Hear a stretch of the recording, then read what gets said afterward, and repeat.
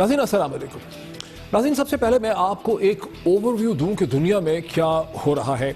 America के president elect Donald Trump के जो नए सेक्रेटरी डिफेंस नॉमिनेटेड हैं जनरल जेम्स मैटिस, उन्होंने अपनी सेनेट हियरिंग्स के दरमियान इस अज़म का इरादा किया है कि वो पाकिस्तान के साथ अमेरिका के ताल्लुकात को पहले से ज़्यादा बेहतर तरीके से इस्तवार करेंगे। उन्होंने कहा कि वो पाकिस्तान के साथ उनके रिलेशनशिप हैं, वो वाकिफ़ हैं पाकिस्तान की सूरत हाल से, यहाँ के इंस्टीट्यूशन से, और वो पाकिस्तान को पॉजिटिवली इंसेंटिवाइज करेंगे, यानी पाकिस्तान के लिए ऐसे रिवॉर्ड्स पैदा करेंगे ताकि अगर पाकिस्तान का, अफगानिस्तान की तरफ उनका इशारा है कि अगर ऐसे ग्रुप्स यहाँ पर मौजूद हैं जो पाकिस्तान की सरजमीन से बाहर अफगानिस्तान में मुदाखलत करते हैं, तो पाकिस्तान को ऐसे रिवॉर्ड्स दिए जाएँ कि पाकिस्तान ज़्यादा बेहतर तरीके से उन ग्रुप्स को कंट्रोल कर सकें। अभी बड़ा ज़रूरी है यहाँ बताना कि जनरल जेम्स मैटिस एक से ज़्यादा दफ़ा अफगानिस्तान में सर्व कर चुके हैं, एक सीनियर कॉम्बैट ऑफिसर की हैसियत से भी, और फिर उसके बाद अमेरिका की सेंट्रल कमांड सेंट कमांड को उन्होंने अफगानिस्तान के हवाले से इस खित्ते में हेड भी किया है। और जो हमें समझ आती है अपने सोर्सेज से कि पाकिस्तान की मिलिट्री हाई कमांड के साथ GHQ और पाकिस्तान की टॉप मिलिट्री लीडरशिप के साथ हमेशा जनरल जेम्स मैटिस के बड़े गर्मजोशी के वार्म उनके ताल्लुकात रहे हैं, और इस चीज़ को कि general James Mattis secretary defence आ रहे हैं, इसको इस्लामाबाद में और पिंडी में बड़ा पॉजिटिवली व्यू किया जाता है। अगर एक तरफ यह है तो दूसरी तरफ एक बहुत दिलचस्प सूरत हाल यूरोप में डेवलप कर रही है, जहां प्रेसिडेंट ओबामा के अहकामात के तहत अमरीकी अफवाज बहुत ही तेज़ी से जर्मनी से और अमेरिका से यूरोप का रुख इख्तियार कर रही हैं, पोलैंड पहुंच रही हैं, जहां उन्हें रशिया के बॉर्डर्स के ऊपर तैनात किया जाएगा। रशिया ने इस पर बड़ा शदीद प्रोटेस्ट किया है, लेकिन अमेरिका के अफवाज न सिर्फ पोलैंड में तैनात की जा रही हैं, बल्कि कई और ममालिक में, बाल्टिक स्टेट्स में उन्हें रशिया के बॉर्डर्स के साथ खड़ा किया जा रहा है। और बज़ाहिरन उसकी वजह जो है वो ये बताई जा रही है कि इन ममालिक ने इसकी रिक्वेस्ट की है, इस्तदा की है, और वो पुतिन के रशिया से, उसकी इंटरवेंशन से खौफजदा हैं। लेकिन जो एनालिसिस हमारे सामने आया है अमरीकी अखबारात की मदद से, उससे ये समझ आती है कि ओबामा एडमिनिस्ट्रेशन ने असूली तौर पर यह फैसला किया है कि ऐसे सर्कमस्टेंसेस पैदा कर दिए जाएं डोनाल्ड ट्रंप के इक़्तिदार संभालने से पहले, ट्रांसफर पार से पहले, कि डोनाल्ड ट्रंप जो मोहब्बत की पींगे बढ़ाना चाह रहे थे रशिया के प्रेसिडेंट पुतिन की तरफ, उनके लिए ऐसी सूरत हाल पैदा कर दी जाए कि जिससे निकलते निकलते ही उनको बहुत देर लगे, और उन पर फिर इसरार किया जाए कि वो इस पूरी नेशनल सिक्योरिटी की सूरत हाल को बदलेंगे नहीं। अब इसका एक और भी बड़ा दिलचस्प पहलू है कि डोनाल्ड ट्रंप के दोनों जो नॉमिनेटेड सेक्रेटरी डिफेंस यानी जनरल जेम्स मैटिस है, और दूसरी तरफ उनके नॉमिनेटेड सेक्रेटरी जो सेक्रेटरी स्टेट हैं रिक्स टिलरसन, दोनों ने प्रेसिडेंट ओबामा के इस इक़दाम की नेशनल सिक्योरिटी विज़ रशिया की उन्होंने तायीद कर दी है। डोनाल्ड ट्रंप जो है वो इस मौक़िफ़ पे हमें खामोश नजर आते हैं। नाज़रीन, अब आते हैं पाकिस्तान की तरफ। पाकिस्तान के वज़ीर आज़म मोहतरम नवाज शरीफ साहब एक पाकिस्तानी डेलीगेशन को हेड कर रहे हैं स्विट्ज़रलैंड में डेवोस के मुकाम पे वर्ल्ड इकनॉमिक फोरम की जो एनुअल मीटिंग है उसमें शिरकत के लिए वज़ीर आज़म और पाकिस्तानी डेलीगेशन 3 या 4 रोज़ वहाँ पे क़याम करेंगे। इस दफ़ा जो ये डेवोस का एनुअल मीटिंग है जिसमें दुनिया भर की इंपॉर्टेंट की लीडरशिप आती है, उसका फोकस बहुत हद तक करप्शन के हवाले से है। 2 बड़े अहम सेमिनार वहाँ पे हो रहे हैं, ending corruption and restoring trust in public places. वज़ीर आज़म के अलावा पाकिस्तान के साबका मिलिट्री चीफ जनरल राहील शरीफ को भी इस दफ़ा डेवोस पे मदऊफ़ किया गया है, जहां 2 सेमिनार से राहील शरीफ खिताब करेंगे। दोनों का ताल्लुक जो है वो टेररिज्म, एंडिंग टेररिज्म और terrorism in the digital age से, यानी साइबर वर्ल्ड के ज़माने में जो टेररिज्म है उससे उनका ताल्लुक है। राहील शरीफ से पहले जनरल मुशर्रफ भी डेवोस कॉन्फ्रेंस में शिरकत कर चुके हैं, खिताब कर चुके हैं, लेकिन उन्होंने as a head of the state किया था। राहील शरीफ पहले पाकिस्तानी मिलिट्री चीफ हैं जिन्हें ओहदे से छोड़ने के बाद डेवोस में मदऊफ़ किया गया है। नाज़रीन, अब चलते हैं पनामा केस और इंतहाई दिलचस्प सिचुएशन जो कल पैदा हुई जब BBC की एक रिपोर्ट ने यह दावा किया कि लंदन के एवनफील्ड के जो अपार्टमेंट्स हैं ये 1993 और 96 के दरमियान ख़रीदे गए थे, और गुज़िश्ता अब तक इनकी मलकियत में कभी भी कोई तब्दीली नहीं आई है। ये उन्हीं ऑफशोर कंपनीज़ के पास हैं शुरू से, नेस्कॉल और नीलसन के, जिनके के नाम पर अभी हैं। इस पर क्या रद्द अमल हुआ पाकिस्तान में? अभी तक वज़ीर आज़म नवाज शरीफ साहब की फैमिली के जो वकला हैं और जो ख़ास करके PMLN की मीडिया टीम है उसकी तरफ से कोई बाकायदा या बाज़ाब्ता, हालांकि वो छोटी छोटी चीज़ों पे बहुत रिएक्ट करते हैं, लेकिन कोई बाज़ाब्ता या बाकायदा रिस्पॉन्स या रिएक्शन जो है वो देखने में नहीं आया है। ताहम ये चीज़ ज़रूर हमारे कानों तक पहुँच रही है कि PMLN की जो मीडिया टीम है, जो उनकी स्ट्रेटेजिक टीम है, उसकी मसलसल मीटिंग्स हो रही हैं कल शाम से अब तक। अच्छा, अब दूसरी तरफ हम देखते हैं कि मीडिया का क्या रद्द अमल रहा, वो भी बहुत ही ज़्यादा दिलचस्प है। आपको याद होगा कि कल रात को 8 बजे, क्योंकि खबर 6 बजे आई थी, हमने अपना रिकॉर्डेड जो प्रोग्राम का सेगमेंट ایونٹ تھا اسے ہم نے کینسل کیا اور ہم نے اس پروگرام میں اسے کور کیا. لیکن پاکستان کے اور بہت سے پروگرام ٹیلی ویژن کے, بہت زیادہ پروگرام جو 8 بجے ہوئے لائیو اور پھر 10 بجے لائیو ہوئے, اور جنہوں نے سپریم کورٹ کی کل کی گزشتہ دن کی پروسیڈنگ جو ہے اس کو کور کیا, انہوں نے بی بی سی کی سٹوری کو ہاتھ نہیں لگایا. حالانکہ کئی دفعہ ہم پہ یہ الزام لگا دیا جاتا ہے, لیکن ہم نے سمجھا کہ یہ امپورٹنٹ ہے, ہم نے اسے کور کیا. یہ دنیا نیوز کی اسٹرینتھ ہے کہ دنیا نیوز ہمیشہ بیلنس کامنٹ کرتی ہے. اس بیلنس کامنٹ میں ہم نے جہاں بی بی سی کی سٹوری کا ذکر کیا وہاں ہم نے شریف خاندان کا پوائنٹ آف ویو جو ہے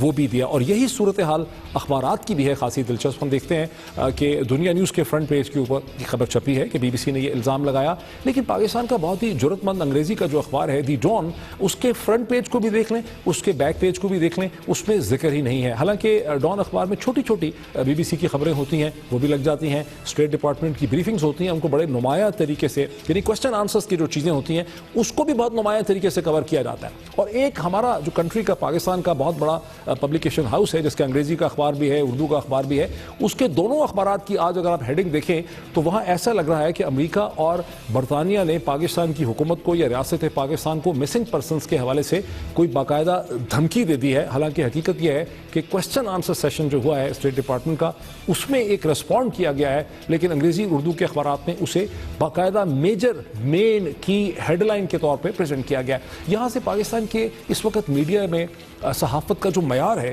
جو اس کی کوالٹی ہے, یا کس قسم کے غالباً پریشرز ہیں, کیا ایشوز ہیں, کیا مجبوریاں ہیں, اس کا بھی بہت بہتر ہمیں اندازہ ہوتا ہے. ناظرین, اب سوال یہ پیدا ہوتا ہے کہ پیناما کیس کھڑا کہاں ہے. سب سے پہلے میں آپ کو ایک چھوٹا سا ٹکڑا دکھاتا ہوں وزیر اعظم نواز شریف صاحب کی مئی کی قومی اسمبلی سے جو ان کی سپیچ ہے, اسی حوالے سے وہ دیکھتے ہیں. 1972 میں گلف سٹیل کے نام سے ایک فیکٹری قائم کی. اپریل 1980 میں تقریباً 33.37 ملین درہم میں فروخت ہوئی. جدہ میں ایک سٹیل مل لگائی. اس کی بنیادی سرمایہ کاری کے لیے دبئی فیکٹری کی فروخت سے حاصل ہونے والے سرمایہ نے بھی مدد کی. جدہ کی یہ فیکٹری جون 2005 میں 17 ملین ڈالرز میں فروخت ہوئی. یہ ہیں وہ ذرائع اور وسائل جن سے لندن کے فلیٹس خریدے گئے. ناظرین, چونکہ وزیر اعظم نواز شریف صاحب نے یہ کہا کہ جو پیسے وہاں سے آئے جدہ کی فیکٹری بیچ کے, اس سے پھر یہ لندن کے اپارٹمنٹ جو ہیں لیے گئے, تو ایک عام تاثر جو ہے عوام کی حد تک, سڑک کی حد تک, سیاسی جماعتوں کی حد تک, میڈیا کی حد تک یہی رہا کہ وزیر اعظم یہ کہہ رہے ہیں کہ لندن کے فلیٹس ہی 2006 میں خریدے گئے ہوں گے. لیکن اب ہمیں شریف خاندان کے جو قریب ذرائع ہیں اس سے یہ اندازہ ہوتا ہے کہ پوزیشن یہ ہے کہ غالباً وہ آف شور کمپنیز جو ان فلیٹس کی مالک تھیں, ان آف شور کمپنیز کو حسین نواز نے 2006 میں خریدا ہوگا. اگر ایسا ہے تو پھر اب توقع کی جاتی ہے کہ شریف خاندان اور ان کے وکلا سپریم کورٹ کے سامنے اور میڈیا کے سامنے کم از کم کچھ پروف اور ایویڈنس, ایسا ڈاکومنٹری لے کر آئیں گے کریڈیبل, جس سے یہ پتہ چلے گا کہ 2006 سے پہلے ان آف شور کمپنیز کا نیلسن اور نیسکول کا مالک کون تھا. تاہم وہاں پر بھی ایک بہت ہی مشکل, ایک بڑا کٹھن قسم کا تیکھا سوال جو ہے وہ کھڑا ہو جاتا ہے کہ اگر کوئی اور مالک تھا ان آف شور کمپنیز کا, ان اپارٹمنٹس کا, تو پھر 1999 میں لندن کی کراؤن کورٹ اور وہاں کی ہائی کورٹ نے جب 32 ملین ڈالر دینے کا حکم دیا ہرجانے کے طور پہ توفیق گروپ کے لیے, شریف خاندان کے جو ڈائریکٹرز تھے کمپنی کے حدیبیہ کے, تو پھر انہوں نے یہ 4 اپارٹمنٹس وہاں بھلا کیسے اٹیچ کر دیے, یہ 4 اپارٹمنٹس وہاں کیسے پلج ہو گئے اگر یہ کسی اور کی ملکیت تھے. یہ خاصا مشکل سوال ہے. اس سوال اور اس سے ریلیٹڈ جتنے بھی سوال ہیں اس پہ بات کرتے ہیں آفٹر بریک.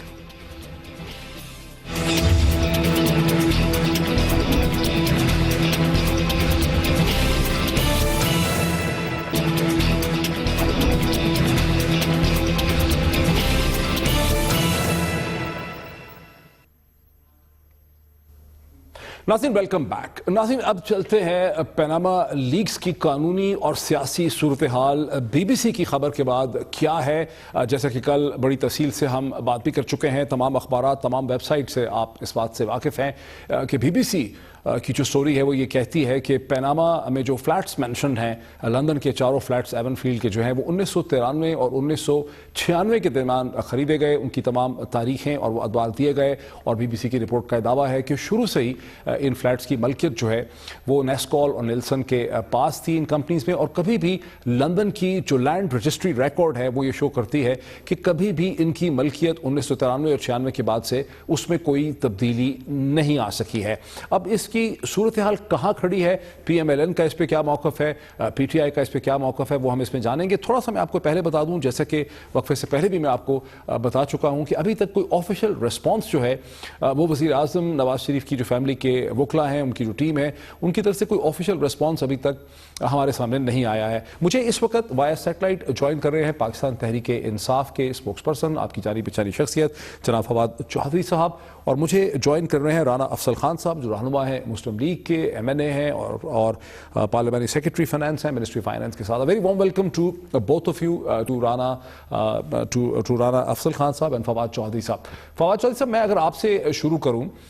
کہ جو بھی ڈسکلوجر کل بی بی سی کا آیا ہے اس کے بارے میں جو ہمیں سمجھ آئی ہے وہ یہ ہے کہ بی بی سی نے محض یہ تو کنفرم کر دیا ہے کہ 1993 اور 96 میں یہ فلیٹس جو ہیں لندن کے ایون فیلڈ کے یہ خریدے گئے تھے, اور اس کے بعد سے لندن کے رجسٹری ریکارڈ میں کوئی تبدیلی نہیں آئی, اور شروع سے یہی جو آف شور کمپنیز ہیں وہ ان فلیٹس کی مالک ہیں, نیلسن اور نیلسن. لیکن پی ایم ایل این کے سورسز سے جب ہماری بات ہوتی ہے, شریف فیملی کے قریب جو سورسز ہیں وہ کہتے ہیں کہ یہ تو بات ہمیشہ سے نالج میں تھی, یہ تو سپریم کورٹ کے سامنے بھی ہے. در حقیقت یہ جو آف شور کمپنیز ہیں ان کی ملکیت میں تبدیلی ہوئی ہے 2006 میں. جی بالکل آپ کی بات صحیح ہے, اور جو پی ایم ایل این کا جو آپ نے ورژن دیا ہے وہ بھی صحیح ہے. اس معاملے میں جو سپریم کورٹ کے سامنے اس وقت کاغذات ہیں وہ یہ ہیں کہ یہ پراپرٹیز 1993 اور 96 کے دوران نیلسن اور نیسکو نام کی 2 کمپنیز نے خریدی تھیں,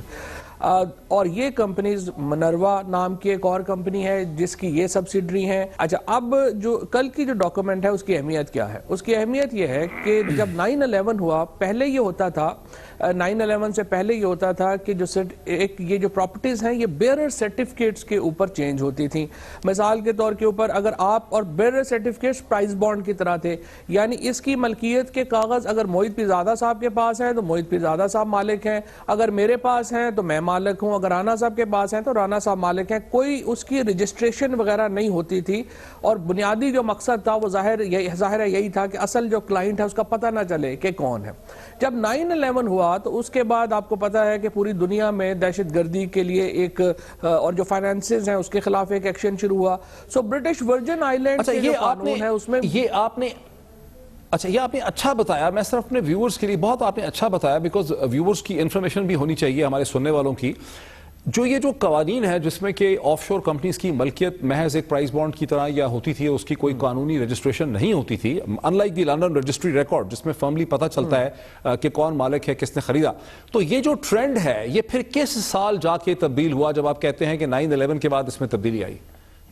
یہ اس کی 2 امینڈمنٹس آئیں, ایک 2002 میں آئی, ایک 2004 میں آئی, اور ایک 2007 میں آئی.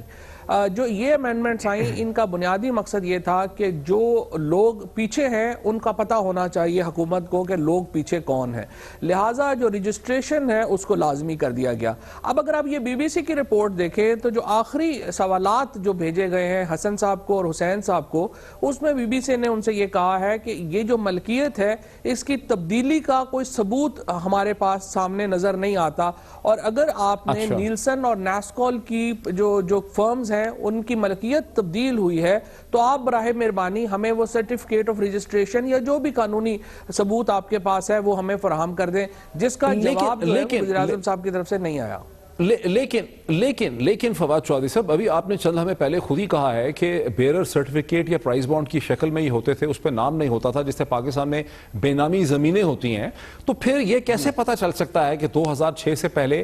یہ جو آف شور کمپنیز تھیں نیلسن ان کو کون اون کرتا تھا؟ تو پھر پتہ ہی نہیں چل سکتا. نہیں, یہ قانون بدل گیا نا 2002 میں, تو آپ نے اب اپنے آپ کو رجسٹر کرانا تھا کہ میں جو مالک ہے اصل وہ یہ مالک ہے. وہ جو مالک ہے اس کا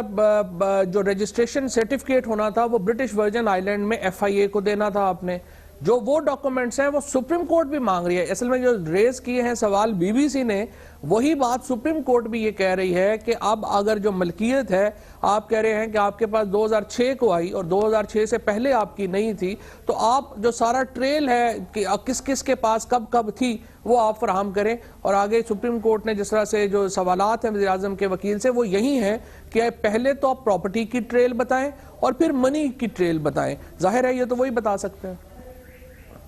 اچھا رانا صاحب آپ سے میرا سوال یہ ہے کہ شریف فیملی کا یا ان کے وکلا کا یہ پوزیشن ہو سکتی ہے جو کہ فواد صاحب نے بھی بڑی ایکوریٹلی ڈسکرائب کی ہے کہ آف شور کمپنیز جو ہیں وہ 2006 سے پہلے کسی اور کے پاس تھیں اور شریف فیملی نے محض ان کو خریدا ہے. سو آف شور کمپنیز ہی اپارٹمنٹس جو ہیں وہ ہولڈ کرتی تھیں. لیکن ایک اور بھی ایسی متوازی پیرالل انفارمیشن جو ہے وہ موجود ہے سپریم کورٹ کے ریکارڈ میں, تمام اخبارات میں بھی ہے, وہ یہ ہے کہ حدیبیہ نے جو قرضہ لیا تھا توفیق گروپ سے, جو سعودی گروپ تھا, اس کا جو کانٹریکٹ لندن میں لکھا گیا جس میں بعد میں پیمنٹس ہوئیں, پھر وہ کیس وڈرا ہوا, وہاں پر مقدمے ہوئے کراؤن کورٹ لندن میں 1999 کے شروع میں, اور پھر نومبر میں ڈیسیجن آیا لندن ہائی کورٹ کا. وہاں پہ جو پراپرٹیز اٹیچ ہوئیں وہ یہ ایمن فیلڈ کے 4 اپارٹمنٹس تھے جو اٹیچ ہوئے, اور عدالت نے کہا کہ $32 ملین پے کریں. اگر ہم اس چیز کو مان لیں منطقی طور پہ کہ 2006 کے سے پہلے کسی اور کے پاس یہ آف شور کمپنیز تھیں, تو پھر وہ پراپرٹیز وہاں پر کیسے اٹیچ ہو گئیں شریف خاندان کے حق میں؟ دیکھیں میں اس کے اوپر ایگزیکٹ ڈیٹیلز تو میرے پاس نہیں ہیں, لیکن ایک جو ڈسکشن چل رہی ہے اس کے اندر دیکھیں یہ کمپنیز اون کرتی تھی, نیلسن اور نیلسن جن کا نام لیا گیا, اگر وہ کمپنیز اون کرتی تھیں تو پھر اونرشپ تو تھی نہ ڈکلیئرڈ, اور یہی ایک وجہ ہے کہ لوگ وہاں پہ پیناما میں جا کے آف شور کمپنیز بناتے ہیں کہ انگلینڈ جب آدمی مالک سامنے آتا ہے تو اس کو پھر انگلینڈ کے اندر ٹیکسز پے کرنے پڑتے ہیں, کمپنی وہی رہتی ہے اور کمپنی میں شیئرز ٹرانسفر ہو جاتے ہیں. اگر یہی تصور کر لیا جائے کہ یہ فیملی, یہ جو بلڈنگز ہیں یہ شروع سے ایک فیملی کے پاس تھیں, تو ود ان دا فیملی بھی تو ہینڈز چینج کر سکتی ہیں پراپرٹیز, اور وہ پناما کے اندر ٹرانزیکشن ہوگی, وہ انگلینڈ میں نہیں ہوگی. انگلینڈ میں رانا صاحب آپ یہ کہہ رہے ہیں کہ 2006 سے پہلے بھی شریف خاندان کے کچھ اور لوگوں کے پاس یہ پراپرٹیز ہو سکتی ہیں آف شور کمپنیز میں, اور 2006 کے بعد وہ transfer with in the family ہوئی ہے؟ جو بی بی سی کی رپورٹ ہے میں اس کے اوپر کمنٹ کر رہا ہوں کہ اگر بی بی سی کی رپورٹ درست ہے کہ یہ انہی لوگوں کے پاس تھیں, تو اس کی انگلینڈ میں تو اس کا ریکارڈ نیلسن اور نیلسن کے نام سے ہوگا, اور اگر اس کے اندر شیئر ہولڈرز یا اونرز چینج ہوئے ہیں تو وہ پناما میں ہوئے ہوں گے, اور وہ پناما کی کمپنی جو ہے وہ اوتھینٹیکلی آپ کو بتا سکتی ہے کہ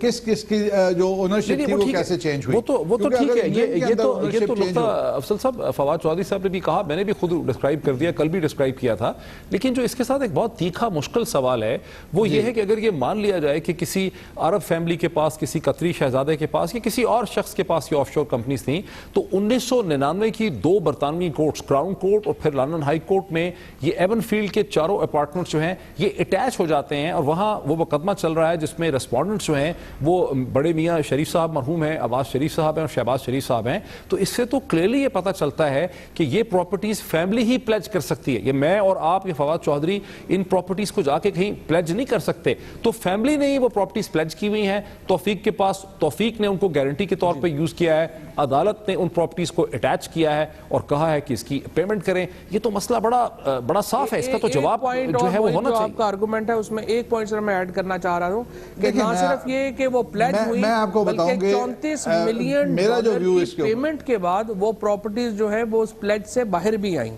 صرف پلیج ہی نہیں, $34 ملین پے بھی کیا. دیکھیں میرا ویو اس کے اوپر یہ ہے کہ اگر کسی بینک نے $34 ملین لینا ہے تو اے بی سی کوئی بھی اگر اس بینک کو سیکیور کر دے گا کہ آپ کو یہ پیسے میں دے دوں گا اور وہ گارنٹی ایکسیپٹیبل ہوگی بینک کو, تو وہ ہو جائے گی سیکیورٹی, اور وہ اگر وہ سیکیورٹی بینک کے لیے ایکسیپٹیبل ہوگی کہ وہ بینک کا انٹرسٹ تو اپنے پیسے لینا ہے. سو ارسپیکٹو کہ وہ کسی دوست نے اٹیچ کی, مالک نے اٹیچ کی, کسی رشتہ دار نے اٹیچ کی, آئی تھنک کہ اس کی ٹریل جو ہے بینک کے لیے امپورٹنٹ نہیں ہے. بینک کو رحمان صاحب یہ تو بڑی اچھی بات ہے, ماشاءاللہ آپ تو خود فائنانس کے آدمی ہیں, مشرق وسطیٰ میں بھی رہے ہیں فائنانس میں, یہاں بھی آپ پارلیمانی سیکرٹری ہیں منسٹری فائنانس کے ساتھ. بینک یہ تو دیکھے گا نا کہ جو لوگ مجھے پلیج کر رہے ہیں یہ گارنٹی دیکھ رہے ہیں, کوئی بھی بینک دنیا میں جہاں کہیں بھی ہوگا, افریقہ میں یا پاکستان میں, وہ یہ تو لندن کی بات ہو رہی ہے, وہ تو یہ دیکھے گا فائنینشیل انسٹیٹیوشن کہ جو لوگ مجھے گارنٹی دے رہے ہیں کیا یہ فزیکل ایسٹس جو ہیں ان کے کنٹرول میں ہیں, قانونی طور پہ ان کے پاس ہیں. میں تو آپ کے گھر یا آپ کی پراپرٹی کو پلیج نہیں کر سکتا گارنٹی دے کے, میرے پاس ہونی چاہیے وہ پراپرٹی. دیکھیں نہیں کر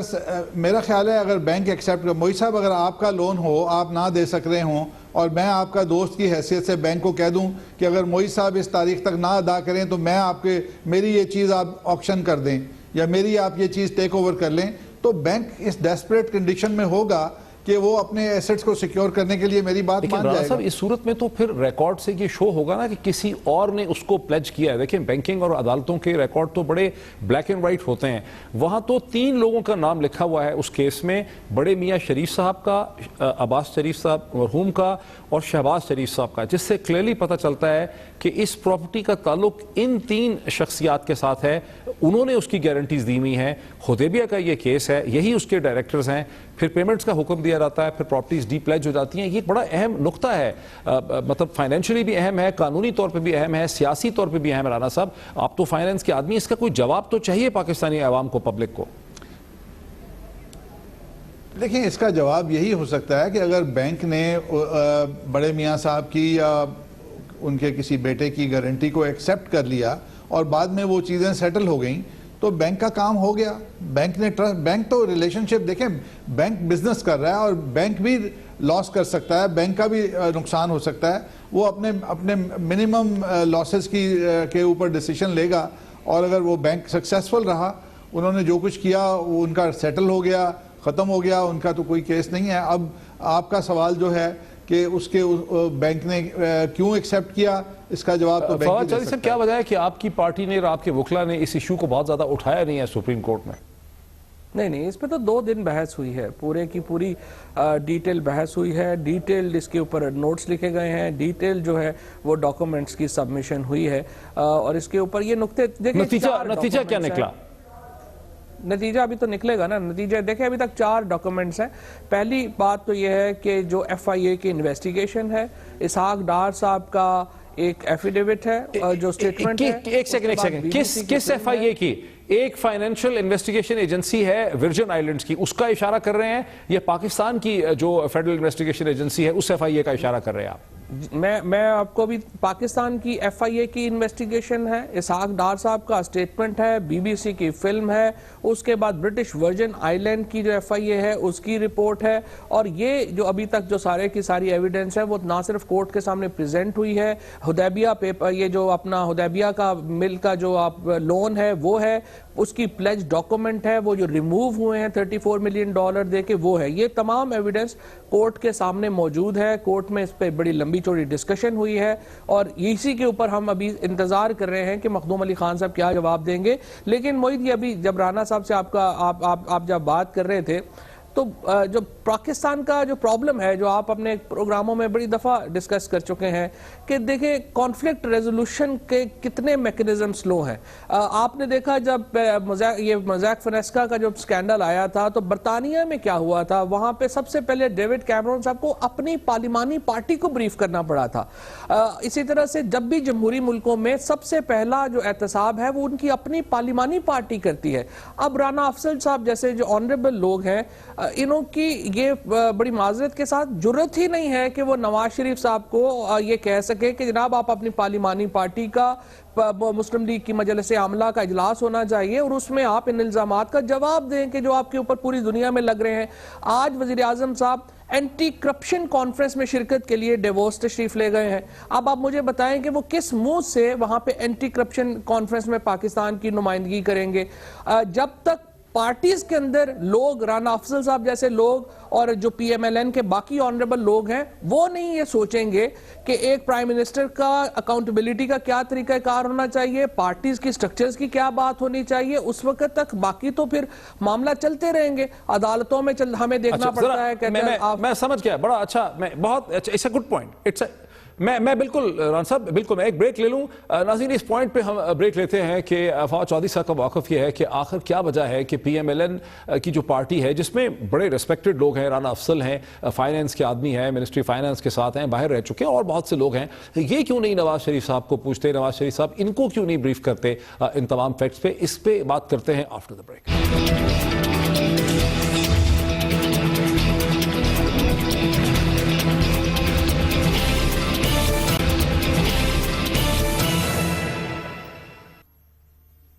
नाज़रीन वेलकम बैक। वक्फे से पहले फवाद चौधरी साहब ने पाकिस्तान तहरीक इंसाफ के जो स्पोक्स पर्सन हैं और मेरे साथ राना अफसल साहब हैं PMLN से, फवाद चौधरी साहब ने ये नुक्ता उठाया राना अफसल साहब को मुखातिब करके, जिसका कि राना अफसल साहब आप जवाब देना चाहते हैं। वो मैं आपको बता दूं कि सवाल ये है कि जमहूरियत में होता यह है कि सबसे पहले जो आपकी अपनी पार्टी होती है, पार्लिमानी पार्टी होती है, वो अपने लीडर से पूछती है कि जो भी मुश्किल सवाल हैं, गंभीर हैं, कॉम्प्लेक्स हैं, उस पर पार्टी चाहती है, लोग चाहते हैं कॉन्फिडेंस के लिए कि उनको एक्सप्लेन किया जाए। यहाँ पर एतराज़ यह है कि वज़ीर आज़म नवाज शरीफ और उनकी फैमिली जो है उसने इन हक़ाइक़ पे अपनी पार्टी को ही कॉन्फ्रेंस में नहीं लिया है। राना साहब क्या कहेंगे आप? देखिए, बड़ी माज़रत के साथ मैं फवाद चौधरी साहब की इस बात को एक्सेप्ट इसलिए नहीं करता कि फवाद चौधरी साहब भी अपने लीडर से, जो उनके लीडर हैं, बहुत से गंभीर मामलात की वजाहत मांग सकते हैं जिनके वो एक इस्लामी रियासत के वज़ीर आज़म बनना चाहते हैं और वो उनके ऊपर बड़े संगीन इल्ज़ामात हैं। क्या उन्होंने अपनी पार्टी को कॉन्फिडेंस में लिया? मैं ये कहने के बाद मैं ये ज़रूर कहूँ, मैं आप ज़रूर लीजिएगा। देखें, दूसरों को कहना बड़ा आसान होता है। हमारे यहाँ जो जमहूरी, हम वो एक वेस्टमिनिस्टर की जो जमहूरियत है उससे अभी बड़ी दूर हैं। पाकिस्तान के अंदर अभी आज जमहूरियत फिर 8-10 साल की हो गई है और हमें अभी काफ़ी सारा सफ़र तय करना है। वो चीज़ें भी हो जाएंगी वक्त के साथ साथ। लेकिन मैं ये ज़रूर कहना चाहूँगा कि वज़ीर आज़म ने ना सिर्फ अपनी पार्टी को कॉन्फिडेंस में और पूरी कौम को कॉन्फिडेंस में लिया। वज़ीर आज़म ने कौम से भी खिताब किया, वज़ीर आज़म ने क्या कहते हैं पार्लियामेंट के अंदर भी खिताब किया। उसके बाद हम नहीं समझते कि हमारे पास कोई कमी है इस इंफॉर्मेशन की, हम उनसे इन्वेस्टिगेटिव मोड में चले जाएं। जब उन्होंने वजाहत कर दी, अब ये काम इंटरप्रिटेशन है, उस क्रॉस क्वेश्चनिंग है, ये अदालत के अंदर होगी और वो हो रही है और हमें पाकिस्तान की अदलिया के ऊपर पूरा फवाद साहब इस पे आपका क्या रिस्पॉन्स? देखिए, अब राना साहब से मेरा बड़ा अच्छा ताल्लुक है और मैं उनकी हेल्पलेसनेस से ज़्यादा फ़ायदा नहीं उठाना चाहता, लेकिन मामला ये है कि आपके भी पता है, राना साहब को भी पता है, मुझे भी पता है कि कोई फॉर्मल मीटिंग ही नहीं कॉल करने की जहमत की प्राइम मिनिस्टर ने पार्लिमानी पार्टी की या मजलिस आमला की, जिसमें कि वो अपनी पोजीशन दे पाते। जो उन्होंने कौमी असम्बली में खिताब किया, उनके जो वकील हैं उन्होंने अदालत में जाके कहा कि वो एक सियासी बयान था। और कल जो मखदूम अली खान साहब ने कहा कि वो तो जी बस ऐसे ही एक ब्रॉड स्टेटमेंट थी जो उन्होंने दी। वज़ीर आज़म साहब को कहा जा रहा है कि आप कौमी असम्बली में आके अपनी तकरीर एक्सप्लेन कर दें, वो तशरीफ़ नहीं ला रहे। मेरा कहने का मतलब यह है, और दूसरा ये जो राना साहब कहते हैं ना कि हम वेस्टमिनिस्टर डेमोक्रेसी से बड़े दूर हैं, तो फिर हम डेमोक्रेसी से बड़े दूर हैं।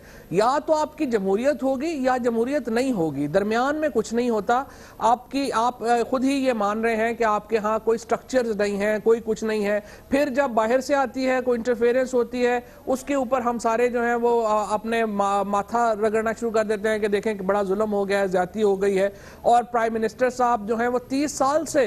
हुकूमत में है, और अगर हम अभी भी जमहूरियत की तरफ एक कदम आगे नहीं बढ़ सके कि कम से कम अपनी पार्टी को तो एक्सप्लेनेशन दे। मैं ये नहीं कह रहा PTI को वो दे, असेंबली में दे, मैं तो उससे भी एक कदम पीछे चला गया हूं। और मैं कह रहा हूं कि हमें ना दे, अपनी पार्टी को तो पूरी एक्सप्लेनेशन दें कि ये इतने ज्यादा पैसे, जो 1000 अरब रुपए से भी ज्यादा पैसे लॉन्डर हुए, वो कैसे गए और कहां से गए? राना साहब इल्जामात को छोड़ के, चूंकि मसला पब्लिक ऑफिस का होल्ड करने का है, पर्सनल नहीं है, नवाज शरीफ साहब की जिंदगी का जाती इल्जाम नहीं है उनके ऊपर। पब्लिक ऑफिस चूंकि वो होल्ड करते हैं, बहुत बड़ा 3rd टाइम प्राइम मिनिस्टर हैं, तो जो फाइनेंशियल इम्प्रोप्राइटरी के इल्जामात हैं उस पर आप समझते हैं कि पार्टी को उनसे नहीं पूछना चाहिए? मैं आपका मौक़िफ़ समझ नहीं, कोई ऐसा हुआ है कि पार्टी ने उनको पूछा है कि मियां साहब आप हमें बताएं कि आखिर ये जो मुख्तलिफ चीजें हैं, तजादात हैं, ये क्या है, हमें समझ नहीं आ रहा? मोहित साहब, प्राइम मिनिस्टर के ऊपर कोई स्पेसिफिक इल्ज़ाम है ही नहीं कि आपने फलां जगह से पैसे चोरी किए, उनको बाहर भेज दिया। कोई इस किस्म का इल्ज़ाम नहीं है। पनामा लीक्स में उनका नाम नहीं है, उनके बच्चों का नाम है, वो चीज़ें चल रही हैं कोर्ट के अंदर। हम मतलब वाई शुड, मैं क्यों उनसे जाके पूछूं, और फिर मैं अगर पूछ भी लूं वो किस किस को एक्सप्लेन करेंगे जाके? तो मैं समझता हूं कि एक चीज़, या तो डिबेट ना हो रही हो, अब 50 चैनल हैं वो रोज डिबेट करते हैं, मीडिया जो अपना रोल अदा कर रहा है, फिर अदलिया अपना रोल अदा कर रही है। राना साहब, ये कोई सिर्फ आपकी जिम्मेदारी तो नहीं है। सवाल ये है कि क्या आपकी पार्लिमानी पार्टी ने उनसे डिमांड किया, या उन्होंने सबको बैठा के 20, 25, 30 लोगों को, 50 लोगों को कोई उन्होंने ब्रीफ किया? जैसे ये जो सवाल है कि लंदन की कोर्ट्स में ये अपार्टमेंट्स कैसे प्लेज हो गए, इसका तो PMLN के किसी लीडर के पास कोई जवाब नहीं है, किसी ने यानी ये सवाल पूछा नहीं है अभी तक। फ्रैंकली स्पीकिंग, अगर ये हमारी पार्टी में वाकई इसके ऊपर ना हम किसी ने ज़रूरत महसूस की, ना अभी तक ये कल्चर है, اس کی وجہ یہ دیکھیں پی ٹی آئی نے بڑے دھوم دھڑکے سے شروع کیا کہ جی ہم پارٹی الیکشنز کروائیں گے, آج یہ بھی اپوائنٹمنٹس پہ آ گئے ہیں. تو پاکستان ہیز ٹو گرو اپ. یہ جو ہمارے جو میچورٹی کا لیول ہے ابھی آنا ہے, یہ چیزیں اس طرح سے ہو سکتی ہیں. تو میں مطلب ہماری پارٹی میں تو کسی کی یہ سوچ نہیں ہے کہ وہ انٹرفیئر کریں, پرائم منسٹر سے پوچھیں, بیکاز ہم ٹرسٹ کرتے ہیں اپنے لیڈر کو, اور جو سٹیٹمنٹ انہوں نے دی ہے ہم اس کو بلیو کرتے ہیں. جی فواد چودھری صاحب, اس کو تو خیر اب اس کو کیا اس کا جواب دوں, ظاہر ہے بلائنڈ فالوئنگ کا ہے, اور وہ کہہ رہے ہیں کہ چونکہ وہ وزیر اعظم وہ یہ کہہ رہے ہیں, وہ یہ کہہ رہے ہیں کہ پاکستان جو ہے, وہ یہ کہہ رہے ہیں کہ پاکستان جو ہے وہ مغرب نہیں ہے, اور پاکستان کی جو جمہوریت ہے وہ مغربی طرز کی جمہوریت, تو وہاں کے اصول یہاں پہ نہیں ہو سکتے ہیں, اور آپ کی پارٹی کا بھی یہی حال ہے. وہ یہ کہہ رہے ہیں. بات یہ ہے کہ تقریباً یہی بات جنرل ضیاء الحق اور جنرل پرویز مشرف بھی کرتے ہیں, اور وہ یہ کہتے تھے کہ جی جو پاکستان ہے وہ جمہوریت کے لیے تیار نہیں ہے, لہٰذا یہاں پہ ہمارا اپنا برانڈ جمہوریت کا ہونا چاہیے. اور جہاں پر جو کلاسک بات کرتے ہیں, جب جمہوریت آتی ہے اور سیاستدان یہ بات کریں کہ نہیں پاکستان میں واقعی ابھی بھی جمہوریت نہیں آ سکتی, ابھی تو آگے نہیں چلا جا سکتا, تو ظاہر ہے پھر اس کا کوئی جواب نہیں ہے. جہاں تک تحریک انصاف کی بات ہے, یہ بھی ہمارے ہاں رواج ہے کہ آپ سوال پوچھیں, آپ کہہ دیتے اپنا, لیکن میرا خیال یہ ہے کہ جتنی ڈیبیٹ اور جتنی فرینکنس عمران خان کی ہوتے ہوئے ہوتی ہے, شاید ہی کسی اور پارٹی میں جو ہے وہ موجود ہو. الیکشن نہ کروانا پی ٹی آئی کا فیلئر ہے, لیکن اس کی فواد صاحب ہماری ڈائریکشن تو صحیح ہے نا, ہم اس طرف جا تو رہے ہیں, نہیں جانا بھی ادھر ہی چاہیے. میرا یہ خیال ہے کہ یہ بات چند ایک ٹرن اوورز کے بعد ہماری جمہوریت بھی آپ 200 سال 300 سال پرانی جمہوریت کے ساتھ آج مقابلہ کریں گے. We will grow up, we are moving in that direction. تو اچھا رانا صاحب, یہ آخری پھر ایک ہے سوال آپ سے,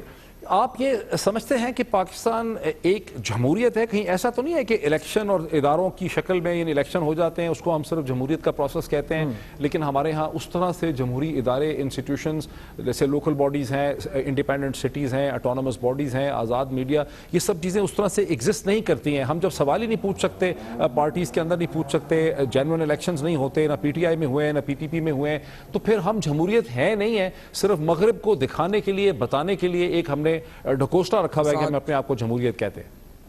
مجھے پیزا صاحب یہ جو سٹیٹمنٹ آپ کی ہے تھوڑی سی سویپنگ ہے. آپ دیکھیں, آپ ہماری جمہوریت کو 200 سال یا 150 سال پرانی جمہوریت سے کیسے کمپیئر کر سکتے ہیں؟ ہم 10 سال میں اگر 50 سال کے ہو گئے ہیں جمہوری طرز عمل میں, تو اگلے 10 سال میں ہم شاید 100 سال کے ہو جائیں. تو میں کہتا ہوں کہ ہم ایک ٹرانزیشن سے گزر رہے ہیں, جہاں ایک ملٹری ڈکٹیٹرشپ سے پھر کاف لیگ جیسی درمیان میں پارٹیاں آئیں, پھر آج نون لیگ آئی ہے, ایک نا امید پاکستان سے پر امید پاکستان ہوا, آج ٹرانسپیرنسی کی باتیں پہلے سے بہتر ہو رہی ہیں. تو وی ول گرو اپ, وائی ناٹ, ہم اس طرف ہمارا سفر جاری ہے. لیکن آج اگر آپ کہیں کہ ایک ایڈمنسٹریشن ہے جس کو ہم نے آگے 30-40 سال اسی بیوروکریسی کو لے کے چلنا ہے, ایک بیوروکریٹک کلچر ہے, اس کو چینج کرتے کرتے وہ ہم ہی نہ لگے جائیں, تو مطلب میں کہتا ہوں کہ یہ تھوڑی سی آپ کو پنجابی میں کہتے ہیں نیوے نیوے ہو کے گزرنا پڑنا ہے, نیمے ہو کے گزرنا پڑے گا. رانا صاحب بہت شکریہ, فواد چودھری صاحب کا بھی بہت شکریہ. ناظرین, یہ بحث آپ نے دیکھی, بہت ہی دلچسپ اس نے ایک ٹرن لیا ہے کہ غالباً ہماری جمہوریت جو ہے وہ اس طرح کی جمہوریت ہے ہی نہیں ہے, اور ہم توقع یہ کرتے ہیں کہ کھل کے سوال بھی پوچھے جائیں گے, شفافیت ہوگی, ٹرانسپیرنسی ہوگی, عدلیہ جو ہے وہ پولیٹیکل ایگزیکٹو جو ہے اس سے آزاد ہوگی. لیکن یہ تمام چیزیں تو ہمیں برطانیہ اور امریکہ سے نظر آتی ہیں, غالباً یہاں پر اس قسم کے اصول جو ہیں ابھی ہیں ہی نہیں ہیں. بٹ ارسپیکٹو آف دس کہ قانونی صورتحال کچھ بھی ہو, جو سیاسی طور پر یہاں پر ایشو ہے کہ اگر یہ بات مان بھی لی جائے کہ 2006 سے پہلے, جیسا کہ کلیم ہے کہ شریف خاندان جو ہیں انہوں نے یہ جو آف شور کمپنیز ہیں نیلسن اور ریلسن, یہ کسی اور کے پاس تھیں, اس سے پہلے کا ریکارڈ نہیں بھی ہے, اس سے بعد انہوں نے ان کو لیا ہے 2006 کے بعد. تو جو معمہ ہے, جو بہت بڑا معمہ ہے جس کا کوئی جواب نہیں ہے سامنے, بہت ہی عجیب ہے, کامن سینس مانتی نہیں ہے, منطق مانتی نہیں ہے کہ 1999 کی برطانیہ کی کراؤن کورٹ میں اور ہائی کورٹ میں توفیق کیس اور حدیبیہ کیس, جہاں پہ حدیبیہ کو توفیق نے پیسے دیے ہوئے تھے, 32 ملین, 34 لوگ کہہ دیتے ہیں, 32 ملین ڈالر لکھے ہیں, یہی چاروں پراپرٹیز وہاں پہ اٹیچ ہیں, نام وہاں پہ شہباز شریف صاحب کا ہے, بڑے میاں شریف صاحب مرحوم کا ہے, عباس شریف صاحب کا ہے, جس سے کلیئرلی یہی نشان پڑتا ہے, اشارہ آتا ہے کہ یہ پراپرٹیز ان کی سمجھی گئیں, قانونی طور پہ ان کی تھیں. یہ ایک ایسا سوال ہے جس کا پاکستان کی لیگل کمیونٹی کو, پاکستان کے میڈیا کو, پاکستان کی کورٹس کو اس کا جواب ڈھونڈنا ہی پڑے گا, شریف خاندان کو یہ بات ایکسپلین کرنی ہی پڑے گی. آج اتنا ہی ناظرین, بہت شکریہ, پھر آپ سے ملاقات ہوتی ہے کل. بہت شکریہ.